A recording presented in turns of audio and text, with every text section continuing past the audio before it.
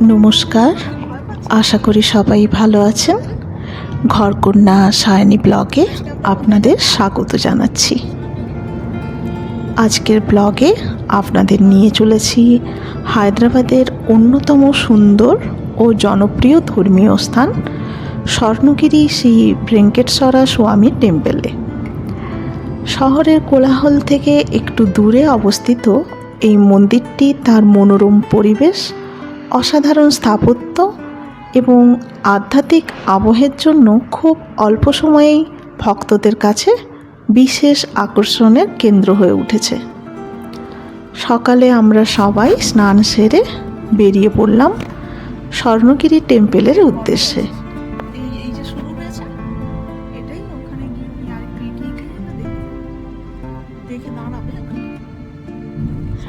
আজকের ব্লগটি শেষ পর্যন্ত দেখতে থাকুন। শেষে একটি আকর্ষণ রয়েছে, একটা অনন্য টাইপের ফল আমি আপনাদের দেখাবো, যেটা আমিও প্রথমবার দেখেছি। তাই ভাবলাম আপনাদের সাথেও এটা শেয়ার করি। দেখুন দেখি আপনারা চিনতে পারেন কি না, এই ফল আগে কোনো দিন দেখেছেন কি না, আর যদি দেখেন তাহলে প্লিজ আমাকে কমেন্ট করবেন ভিডিওতে।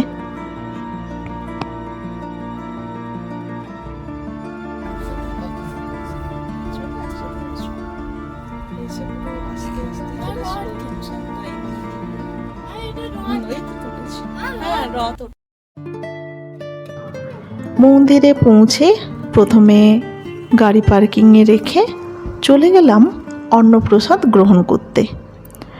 আমরা এর আগেও এখানে এসেছিলাম, তবে তখন এত উন্নয়ন হয়নি।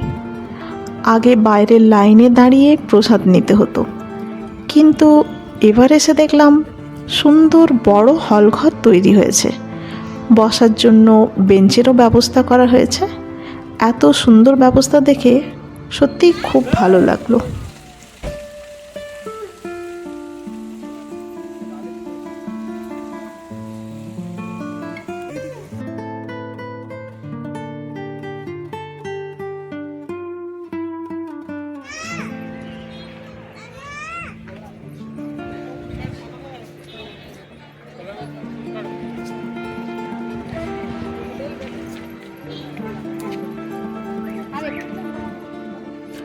ওই যে দূরে দেখছেন, ওটাই হচ্ছে এখানে অন্নপ্রসাদ গ্রহণের হল।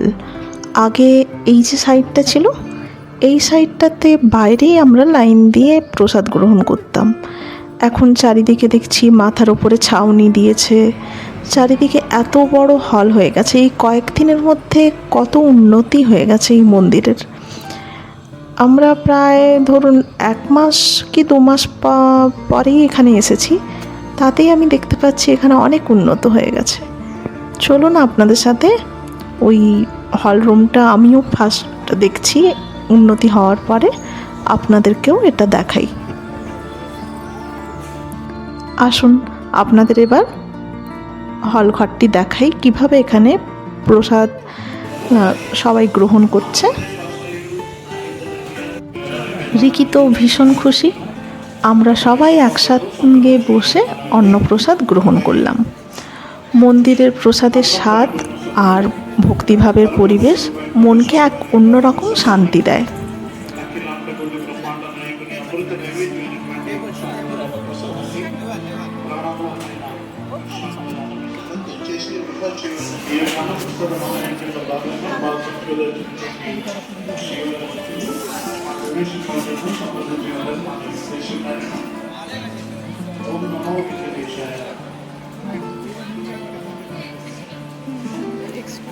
ভালো করেছে আগের থেকে।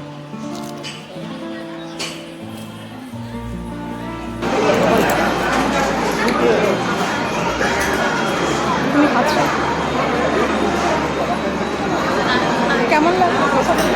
ভালো। গোবিন্দা বলো, গোবিন্দা।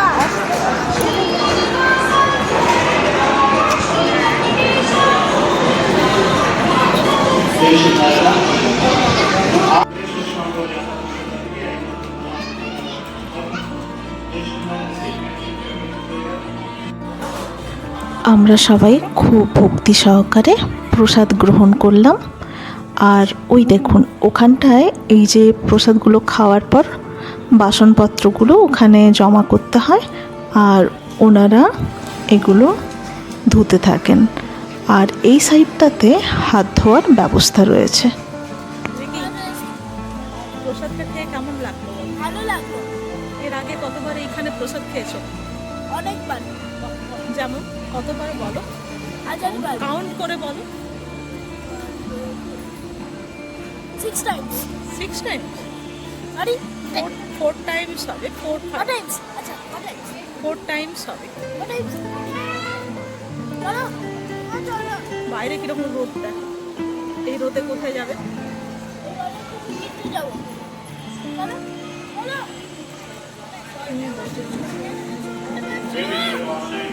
চিৎকার করছো কেন এবার? আমি কি যেতে যাচ্ছি? যাচ্ছ?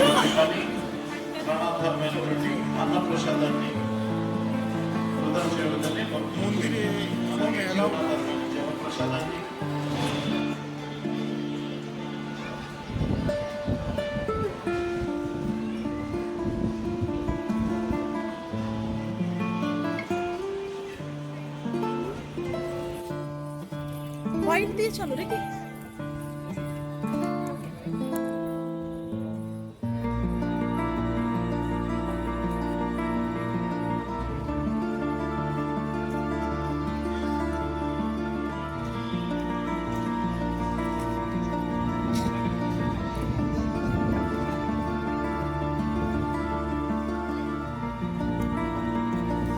প্রসাদ গ্রহণের পর আমরা মন্দির দর্শনের জন্য এগিয়ে গেলাম। এখানে দুটি ব্যবস্থা রয়েছে, একটি সম্পূর্ণ বিনামূল্যে সাধারণ দর্শন আর এবং অন্যটি টিকিট কেটে ভিআইপি দর্শন। তবে তবে আমার ব্যক্তিগতভাবে মনে হয়েছে সাধারণ দর্শনই যথেষ্ট ভালো, কারণ ভিআইপি হোক বা ফ্রি দুই ক্ষেত্রেই কিছুটা সময় লাইন দিয়েই অপেক্ষা করতে হয়। তাই ধৈর্য ধরে লাইনে দাঁড়িয়েই ভগবান শ্রী ভেঙ্কটেশ্বর স্বামীর দর্শন করাই ভালো। ভেতরে ফোন ক্যামেরা অ্যালাউ নয়, কাউন্টারে জমা করতে হয়। এখন একটু আপনাদের জানিয়ে দিই এই মন্দির সম্পর্কে কিছু বিশেষ তথ্য। স্বর্ণগিরি শব্দের অর্থ হলো সোনার পাহাড়। এই মন্দিরটি তেলেঙ্গানার অন্যতম সুন্দর এবং দ্রুত জনপ্রিয় হয়ে ওঠা ধর্মীয় স্থান। দূর থেকেই এর বিশাল গোপুরম এবং সোনালী আভা দর্শনার্থীদের আকর্ষণ করে। মন্দিরটি দক্ষিণ ভারতীয় দ্রাবিড় স্থাপত্য শৈলীতে নির্মিত। মন্দিরের গায়ে সূক্ষ্ম কারুকার্য, দেবদেবীর মূর্তি এবং পৌরাণিক কাহিনীর বিভিন্ন দৃশ্য ফুটিয়ে তোলা হয়েছে। প্রতিটি স্তম্ভ এবং প্রতিটি অংশ শিল্পীদের অসাধারণ দক্ষতার পরিচয় বহন করে। এখানকার প্রধান দেবতা হলেন ভগবান শ্রী ভেঙ্কটেশ্বর স্বামী, যিনি ভগবান বিষ্ণুর কলিযুগের রক্ষাকর্তার রূপ বলে বিবেচিত হন। হিন্দু ধর্ম মতে বিশ্বাস করা হয় কলিযুগে মানুষের দুঃখ কষ্ট দূর করতে এবং ভক্তদের আশীর্বাদ দিতে ভগবান ভেঙ্কটেশ্বর এই রূপে আবির্ভূত হয়েছিলেন। ভারতের বিখ্যাত তিরুমালা ভেঙ্কটেশ্বরা টেম্পল এর প্রতি ভক্তি থেকেই অনেক মানুষ এখানে দর্শন করতে আসেন। তাই অনেকেই স্বর্ণগিরি টেম্পলকে মিনি তিরুপতি বলেও উল্লেখ করেন। মন্দিরের অন্যতম বিশেষ আকর্ষণ হল এর শান্ত পরিবেশ। শহরের কোলাহল থেকে দূরে এসে এখানে কিছুক্ষণ কাটালেই মনটা অনেক হালকা হয়ে যায়। চারিদিকে সবুজ প্রকৃতি, পরিচ্ছন্ন পরিবেশ এবং ভক্তময় আবহ এক অন্যরকম অনুভূতি তৈরি করে। আর জানেন, প্রাঙ্গণে বিভিন্ন দেবদেবীর মন্দির, সুন্দর বাগান, প্রশস্ত হাঁটার পথ এবং দর্শনার্থীদের জন্য আধুনিক সুযোগ সুবিধাও রয়েছে। পরিবার নিয়ে সময় কাটানোর জন্য এটি একটি আদর্শ জায়গা। আমরা তো এর আগে বহুবারই এসেছি, মা বাবা এসেছিলেন তখনও নিয়ে এসেছিলাম। তারপরে আমার এক বান্ধবীর পরিবার থেকে কিছু মানুষজন এসেছিলেন, ওনাদেরকে নিয়েও একসাথে আমরা এখানে এসেছি। এর পরেও এসেছি, আর এখন এসে দেখছি মন্দিরে অনেক উন্নতি হয়েছে।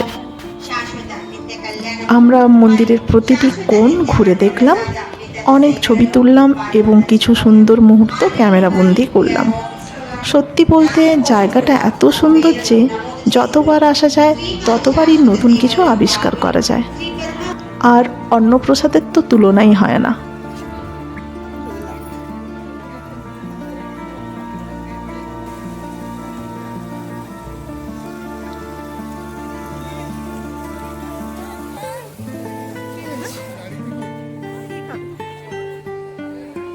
নাও তাহলে এগুলো করে নিয়ে আসো। ওইদিকে এটা করে নিয়ে আসো, জলের মধ্যে।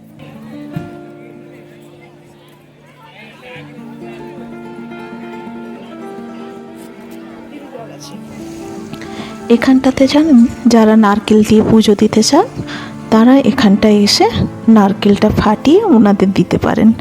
আবার কেউ প্রসাদ স্বরূপ যদি নারকেল নিয়ে যেতে চান তাহলে এইখান থেকেই আপনি নিজের পছন্দ মতো নারকেল তুলে নিতে পারেন।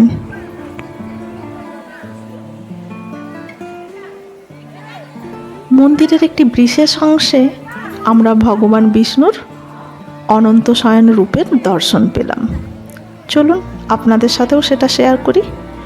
হিন্দু পুরাণ অনুযায়ী ভগবান বিষ্ণু মহাসমুদ্রের উপর শেষনাগ বা অনন্তনাগের শয্যায় বিশ্রাম নিচ্ছেন। এই অবস্থাকে যোগনিদ্রা বলা হয়। এটা তো সবাই জানেন। এটি সাধারণ ঘুম নয়, বরং সৃষ্টি, পালন ও প্রলয়ের মধ্যবর্তী এক দিব্য অবস্থা। পুরাণে বলা হয় শেষনাগের অসংখ্য ফণা ভগবানকে রক্ষা করে রাখে। ভগবানের পদসেবায় রয়েছেন দেবী লক্ষ্মী, আর তার নাভি থেকে উৎপন্ন পদ্মের উপর বিরাজ করেন সৃষ্টিকর্তা ব্রহ্মা। সেই ব্রহ্মাই পরবর্তী সৃষ্টি জগতের সৃষ্টি করেন। অনন্ত শয়ন বিষ্ণুর এই রূপ আমাদের মনকে করিয়ে দেয় যে অনন্ত শয়ন বিষ্ণুর এই রূপ আমাদের মনে করিয়ে দেয় যে সমগ্র বিশ্ব ব্রহ্মাণ্ডের নিয়ন্ত্রণ ভগবানের হাতেই রয়েছে। চারিদিকে যত পরিবর্তনই ঘটুক না কেন, তিনি শান্তভাবে বিশ্বজগতের পালন করে চলেছেন। এই মূর্তিটি দর্শন করে সত্যি এক অপূর্ব আধ্যাত্মিক অনুভূতি হয়। মনে হয় যেন পুরাণের এক জীবন্ত দৃশ্য আমাদের চোখের সামনে ফুটে উঠেছে। ধীরে ধীরে বিকেল হয়ে এলো। সূর্যের আলো তখন মন্দিরের গায়ে পড়ে এক অপূর্ব দৃশ্য তৈরি করেছিল।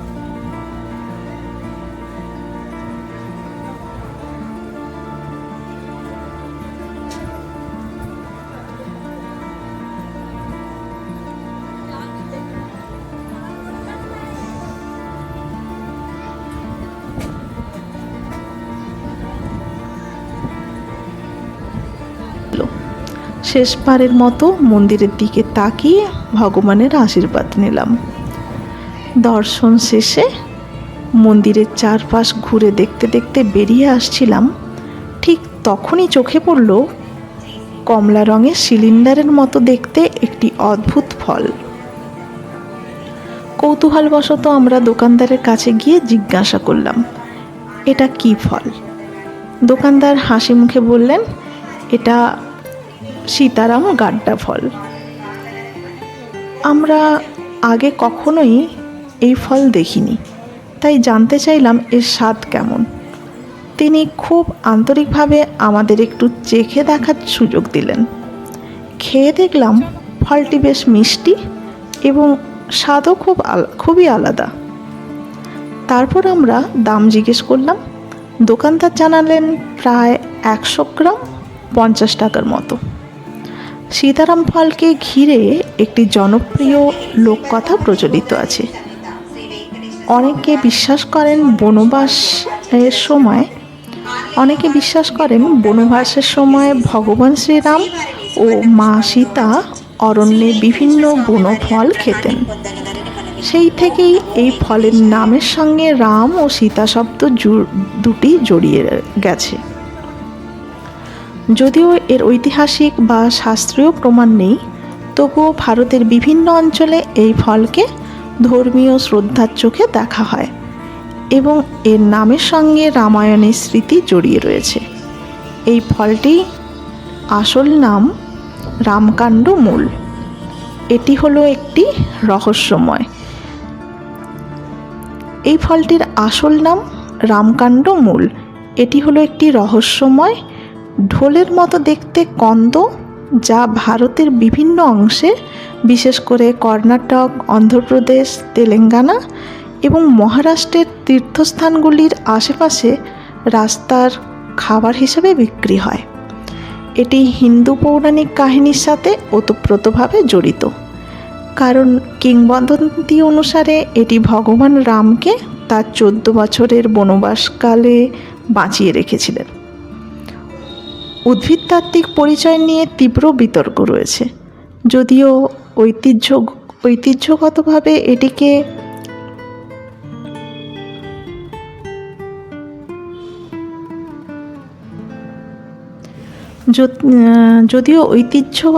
এটিকে অ্যাসপারাগাস রেসমোসাস বা শতাবরী এর সাথে যুক্ত করা হয়।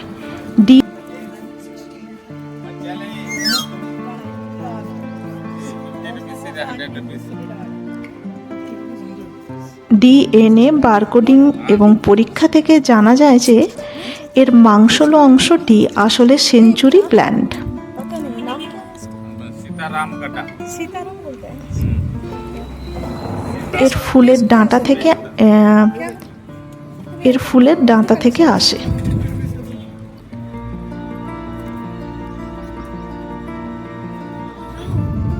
ডিএনএ বারকোডিং এবং পরীক্ষা থেকে জানা যায় যে এর মাংসল অংশটি আসলে সেঞ্চুরি প্ল্যান্টের ফুলের ডাঁটা থেকে আসে। আমি অবশ্য এত কিছু তথ্য জানতাম না। এই ফলটি দেখার পর আমার আগ্রহ খুব জাগে, তাই আমি একটু গুগল ঘাটাঘাটি করে এগুলো জানতে পারি। এর প্রস্তুত প্রণালীটা হলো, এই কন্দটি বড়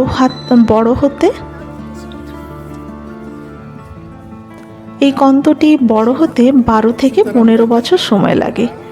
বিক্রেতারা আঁশযুক্ত ঢোল আকৃতির কন্দটিকে খুব পাতলা কাগজের মতো ফিতার মতো কেটে নেন। এর কাঁচা শ্বাসের স্বাদ হালকা শ্বেত স্বাদযুক্ত এবং সামান্য মিষ্টি। এছাড়াও এটি সাধারণত লঙ্কা গুঁড়ো, কালো লবণ এবং লেবু ছিটিয়েও পরিবেশন করা হয়। বিক্রেতারা ঐতিহ্যগতভাবে এটিকে গরম গ্রীষ্মকালে শরীরকে সতেজ ও পেট ঠান্ডা জলখাবার হিসেবে বিক্রি করেন। যদিও এর উৎস এবং সামগ্রিক নিরাপত্তা পুষ্টিগুণ নিয়ে পরিবেশবাদী গোষ্ঠী এবং উদ্ভিদবিদদের মধ্যে তীব্র বিতর্ক রয়েছে। যদিও কিছু লোক ঔষধের উৎস হিসেবে দাবি করেন যে এটি শ্বাসযন্ত্রের সমস্যা এবং ঐতিহ্যবাহী নিরাময়ের জন্য ব্যবহার করা যেতে পারে। গবেষকরা কঠোরভাবে সতর্ক থাকার পরামর্শ দেন, যেহেতু বিক্রেতারা প্রায়শই এর সঠিক উদ্ভিদ উৎস গোপন করে। তাই কোনো নিয়ন্ত্রিত যাচাই বাছাই নেই এবং বিশেষজ্ঞরা সতর্ক করেছেন যে যাচাই ছাড়া সেবন করলে বিষক্রিয়া হতে পারে। এর সাংস্কৃতিক পৌরাণিক কাহিনী সম্পর্কে আরও জানতে আমি আরেকটু ঘাটাঘাটি করে দেখলাম। রামকাণ্ড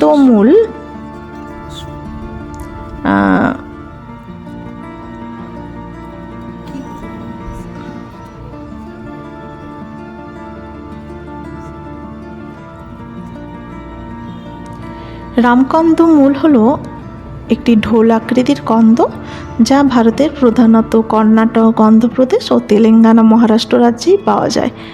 এটি কন্দ জাতীয় উদ্ভিদের একটি স্বল্প পরিচিত জাত।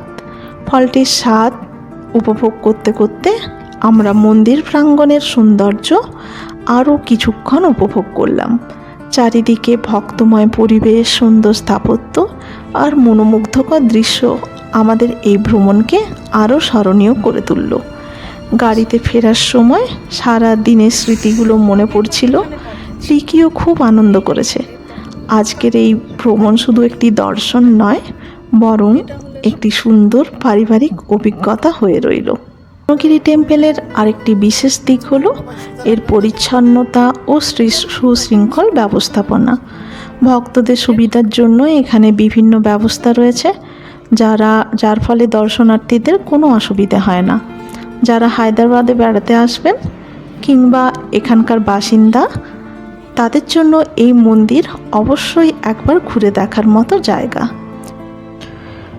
মন্দির প্রাঙ্গণ থেকে বেরিয়েই পথে দেখতে পেলাম দলবদ্ধভাবে একাধিক ছাগলছানা রাস্তা পার হচ্ছে। আমরা ঠিক গাড়ি নিয়ে মাঝখান দিয়ে চলছি, আর আমাদের চারিপাশে ছাগলছানাগুলো বাড়ি ফিরছে। দেখে সত্যি মনোমুগ্ধ হয়ে গেল। এত সুন্দর লাগছিল ছাগলগুলোকে যে ভিডিও না করে পারলাম না, তাই ভাবলাম আপনাদের সাথেও শেয়ার করি এই জিনিসগুলো। এখানে জানেন, বিভিন্ন জায়গাতে এইভাবে গ্রামের দিকটা সাইডে গেলে এইভাবে ছাগলছানা না হলে মহিষের দল রাস্তাঘাটে দেখতে পাওয়া যায়। ধর্মীয় গুরুত্বের পাশাপাশি এটি একটি সুন্দর পর্যটন কেন্দ্র হিসেবেও জনপ্রিয় হয়ে উঠেছে।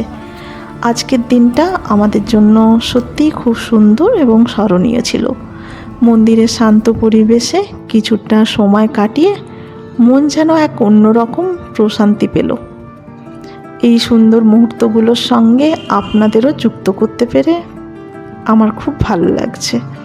যদি ভিডিওটি ভালো লেগে থাকে তাহলে ভিডিওটি একটি লাইক করবেন, চ্যানেলটি সাবস্ক্রাইব করবেন এবং বেল আইকনটি প্রেস করে রাখবেন, যাতে আগামী ব্লগের নোটিফিকেশান সবার আগে পেয়ে যান। আবার দেখা হবে নতুন কোনো ব্লগে। ততক্ষণ পর্যন্ত সবাই ভালো থাকুন, সুস্থ থাকুন। নমস্কার।